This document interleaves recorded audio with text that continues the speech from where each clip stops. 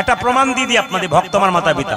আচ্ছা মায়েরা, রাম ভক্ত হনুমান একদিন রামচন্দ্রকে বলল, প্রভু তুমি তো ভগবান, তোমার চরণ যুগল এত সুন্দর, তোমার গুরুর চরণটা কেমন একবার দেখবো। ভগবানের চরণ যদি এত সুন্দর হয়, তাহলে ভগবানের গুরুর চরণটা কেমন হবে একবার দেখতে চাই। ভগবান রাম বলল, আমার গুরুর চরণ দেখবি? বলে হ্যাঁ, আমি শুধু চরণ দুটো দেখবো, আর কিছু দেখবো না। এখন বলেছে তাহলে চলে যা, সরজু নদী পার হয়ে একটা বিরাট বড় পাহাড় আছে, সেই গুহাতে আমার গুরুদেব বাইরের দিকে পা গুলো করে শুয়ে আছে, তুই প্রণাম করে দেখেই চলে আসবি।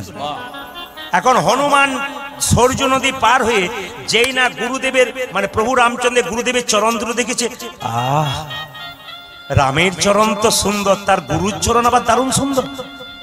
তার চরণ যার এমন, তার বদন কেমন একবার দেখবে। কিন্তু মুখের দিকটা কাপড় দিয়ে ঢাকা আছে। গুরুদেবের চরণ যদি এত সুন্দর হয়, তাহলে তার বদন কেমন হবে একবার দেখবো। যখনই মুখের কাপড়টা খুলতে যাচ্ছে, দেখছে ওই দিকেও দুটো চরণ। তার মানে হনুমান মনে মনে ভাবছে, তাহলে রামচন্দ্রের গুরুদেবের কি মাথা নাই, খালি পা আছে। ওই দিকে খুলে দেখছে পা, এই দিকেও পা। শেষে বসে বলছে, প্রভু তোমার গুরুদেবের চরণ দেখলাম। দেখলি? বলে হ্যাঁ, এত সুন্দর চরণ, ইচ্ছা হলো বদন দেখবো। যেই না বদনটা দেখতে গেলাম, কাপড় দিয়ে ঢাকা, দেখলাম ওই দিকেও দুটো চরণ। তোমার গুরুদেবের কি মাথা নাই নাকি, শুধু পা আছে?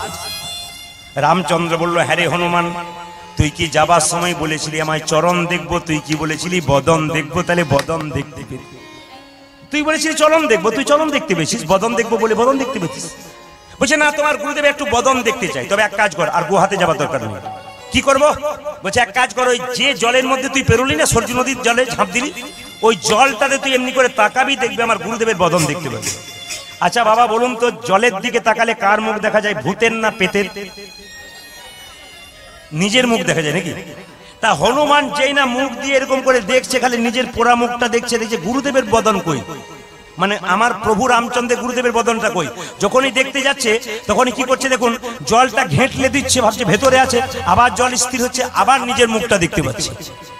শেষে এসে বলছে, প্রভু আমি তো মুখই দেখতে পেলাম না তোমার গুরুদেব, আমার পোড়া মুখটাই দেখলাম।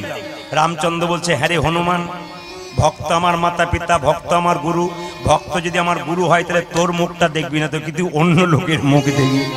নিবেদন আপনাদের সামনে বাবা, 10-5 সবে মিলে দাঁড়িয়ে বসিয়া মহাপ্রভুর কথা কীর্তন করহ সবে হাতে তালি দিয়া।